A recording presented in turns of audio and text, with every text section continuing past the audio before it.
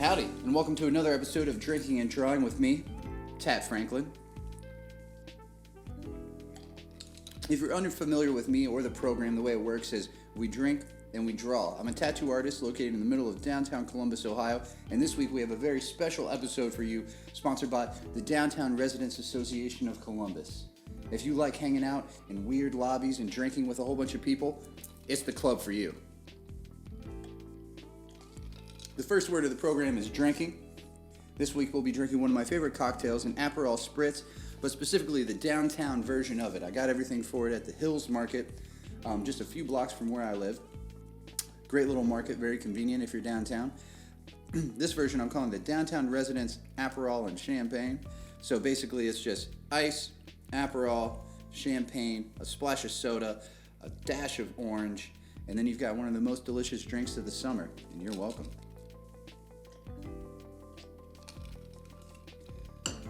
Because this is sponsored by the Downtown Residents Association of Columbus, I thought I should do something Ohio specific. I thought maybe you could draw along with me, get a little sense of Ohio pride. We're in this together, Ohio. We're working together. We flattened the curve. We're getting back to work. So why not do something with a little flair for the Ohio and the Midwest? So we'll be drawing a cardinal. I'm going to make the reference pop up right now. It's the reference. What a good looking cardinal. So take a screenshot of that. All you're going to need to draw along with me are pens, pencils, paint, blood of your enemies. I don't really care. What I'll be working with is 3 Sharpies. I'm going to be doing my lighter line work with a pink Sharpie. I'm going to go over it with a fine tip black Sharpie. And I'm going to snap a bold outline with a thick ass king size Sharpie. So if you were using pencils, you start with your harder pencil, work light to dark to your softer lead. Paint, same deal. You start with a lighter pigment, work to dark. I approach it like a tattoo artist, so I'll be doing a rough sketch, thinner line work, and snapping a bold outline around it. So the way I start all of these pieces is composition. What we want to do is find where it's going to live in our space. That way we don't end up with like a cardinal up in the corner or a head that's way too large. So if you look at your reference, big oval shape, what I want to really find is where I want the position of the body to be. So we're going to start with big shapes and then start breaking it down. Looks like, a big ovular shape here. And this is encompassing both the head and the body. You want to go ahead and kind of delineate that. And I'm not going to worry about the tail falling off of the page. I want the visual focus to be here in the center. You naturally gravitate towards an eye or a head of an object. So you just want to make sure that those are in your full frame here. And then just make a note of where the tail will fall off. A big rectangular shape. I'm not really going to worry about a background, but I'm going to kind of just make a line for where the branch he's living on is going to live, but we're probably not even going to worry about rendering that. So now that I have these 3 big shapes here, I'm going to take a sip of my drink because it's important to make sure that you're confident while you're drawing, or else you're definitely going to mess it up. By the way, this is delicious. So we found these 3 big shapes. Now I want to kind of like sculpt those into more of where specific parts of the body are going to live at. So the head is not a circle, it's more of a triangular shape. I'm going to softly start to define that. I'm going to put where I generally want the beak to live. Now what you're doing right now is not trying to get everything exactly perfect. By doing this light, by doing it rough, you're allowing to go in and force the lines to your will after the fact. So right now, don't stress about it. If it doesn't look like anything yet, you're not a freak, you're fine. And you can push the boundaries of everything as you go as well. Like I can already tell that this needs to come further out.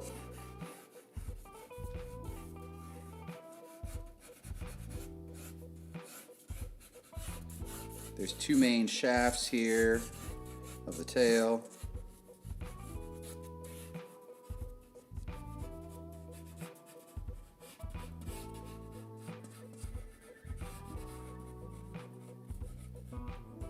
I want to find shapes within shapes. So I found all this outside shape inside here where his little darker mask shape is. I'm going to rough that in.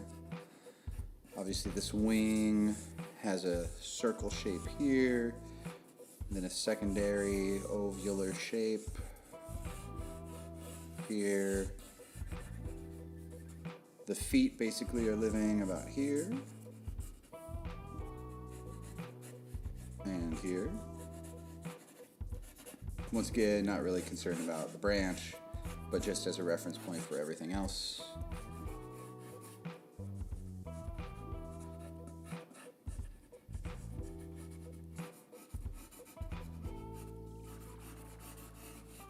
And don't be worried about pushing your lines, making sure that you're getting the right width, that everything, the proportions work. And what I'm doing here is going off of what's already on the page. So if I know that this is where his little neck feathers are going to be poking out at the corner before it gets to his torso, let's look at the reference again. Boop. Circle the neck feathers, circle the torso. Then I want to make sure that that lines up accordingly. So keep referencing the reference, redundant, reference the reference for redundancy, and make sure that you're working with what you see, not what you know. Your head will always get you in trouble, so don't think about like, what does a cardinal look like? Look at the reference and mimic that. So I've almost got everything roughly in where I want it to go. There's sort of 3 segments for the wing area. I got the tail, I got the feet, got the chest, got the back of the head here coming up. I'm gonna extend this as I'm working the next phase. Over here, beak coming down. I friggin' love it. I think that's enough of an underdrawing, which means drink.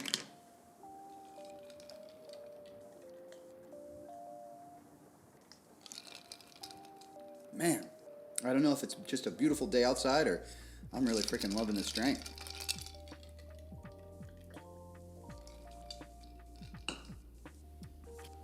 I'm going to switch to a black fine tip Sharpie.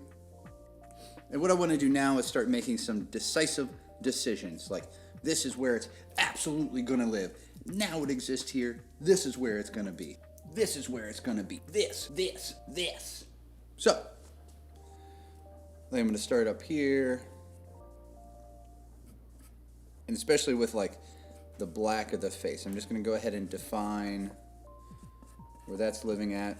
With the eye, I'm going to make an outer circle. I'm going to go slightly in with another circle, and this is the actual black part. I don't know if that's technically a big-ass pupil or not. And I'm going to leave a couple of circles for highlights. I'm going to go ahead and just black that out. I'm going to define the shape for the rest of the head here. Lightly put a line across. Come back over. Boom, boom, boom, boom, boom, boom. Let's find the shape of the beak. When you really look at it, it's like a diamond shape. So it goes up, down, down, back up. It's a big diamond shape. Kind of flattens across here.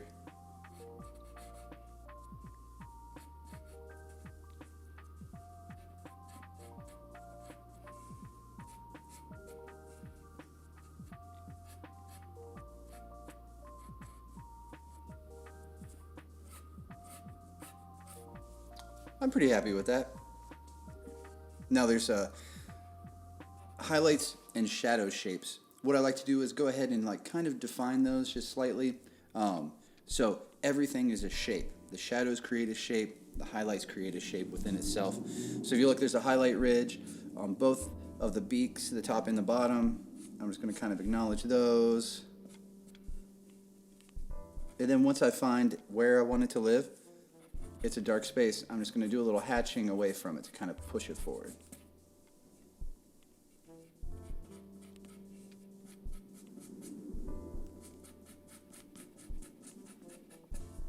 We'll do more hatching in a moment, but it helps you maintain your orientation in the piece while you're working. Find the plumage up top,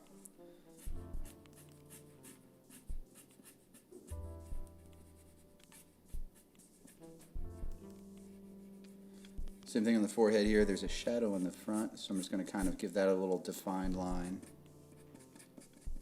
Now right now, I'm not going to put any hard, fast lines for these top of the head plumage. And extend this down where these come back in. Torso off of that.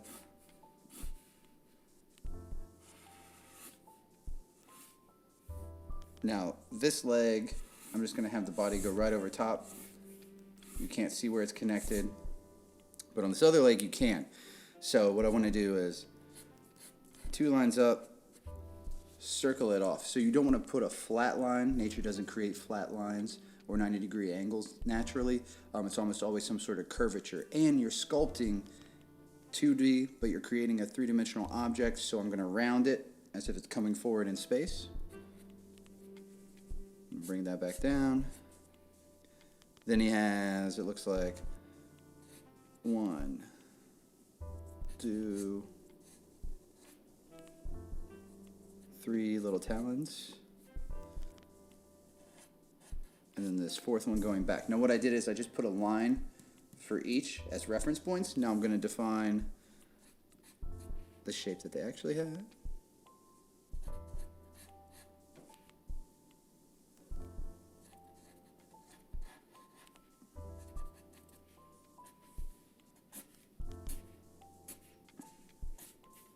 Same thing on this foot.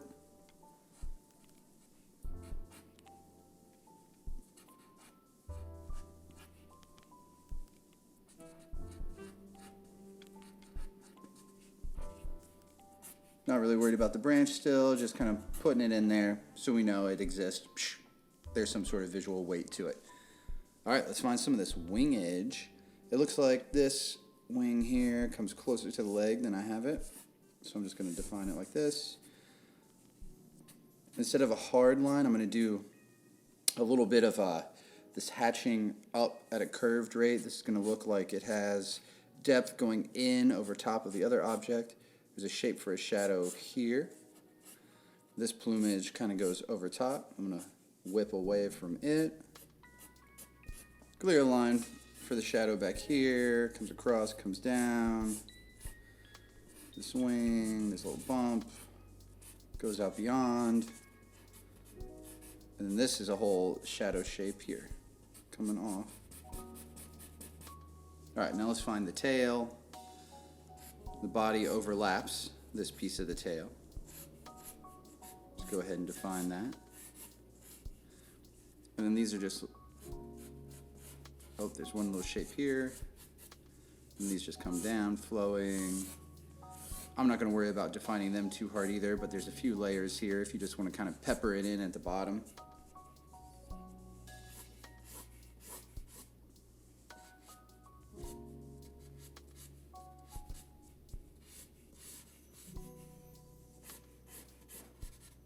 All right, now what I want to do is anything that's solid black or a shadow, I want to just give it a little more attention and push some of those darker shapes. So I'm going to take like our face and hatch it. So what I'm doing is called hatching. If you go back the opposite way, it's called cross hatching. I know artists are really creative. You're giving the semblance of some sort of shadowing, shading. Where you want it really dark, I'm just going to go back in for one more additional hatch away.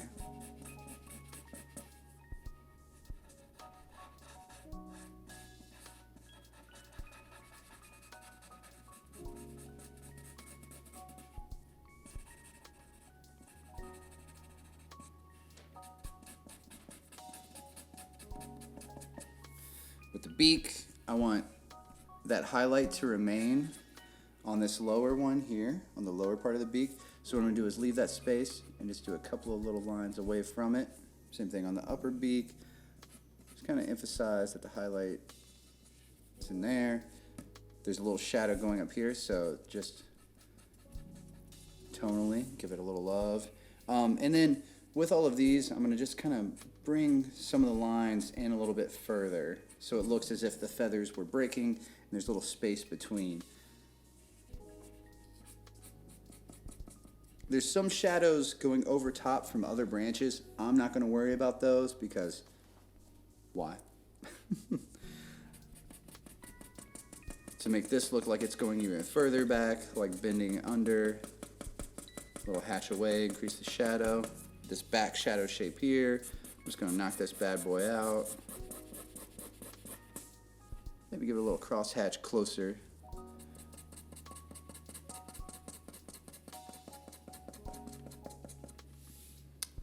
Around the leg, there's a little bit of shading. Just anywhere you see a shadow shape, just go ahead and give it a little love. If there's something in there, in the wings, in the feathers, dimples, texture, anything.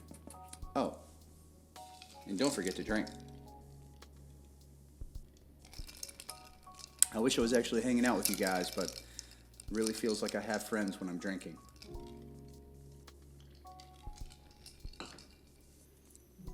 With the feet, I'm not going to do too much today, but just imagine it's a cylinder going in a three-dimensional space. There's going to be a place where the light hits it as a highlight, and everything falls away from that.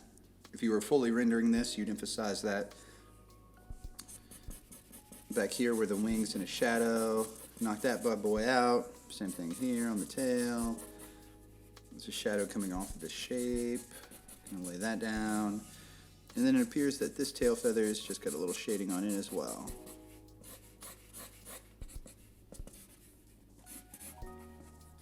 So I've pretty much found all the real pertinent bits of it. Now, what I like to do to really push the object forward in space, a little shading around an object will do that, as well as like a thick outline. As a tattoo artist, I can't resist, so let's do that. I'm going to take this king size boy right here and just go back over all of my outer edges and really knock those in. Knock those in, knock them out. Pack it out, pack it in. Let me begin. I don't know what I'm doing.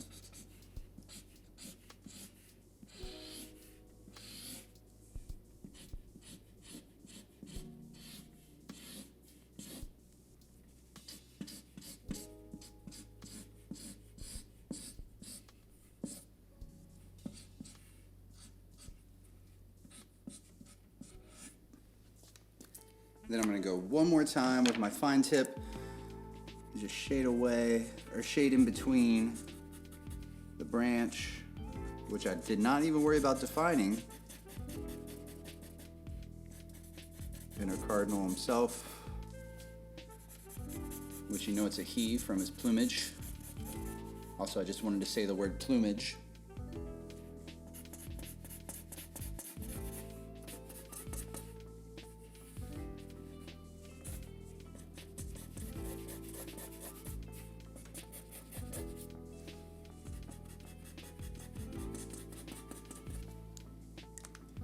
And what do you know, in just a few minutes, that's not too bad of a Cardinal right there, huh? Well, I want to thank D.R.A.C so much for having me today. What a pleasure. I'm also a proud member of D.R.A.C, and it has been so much fun and what an enjoyable experience. I cannot wait to hang out with all those guys again. Make sure that if you have any inquiries or anything you want to see me do, email contact@tatfranklin.com. And then I should be back to work by the time this airs, but I still plan on keeping these going. So once again, thank you guys so much, and stay safe.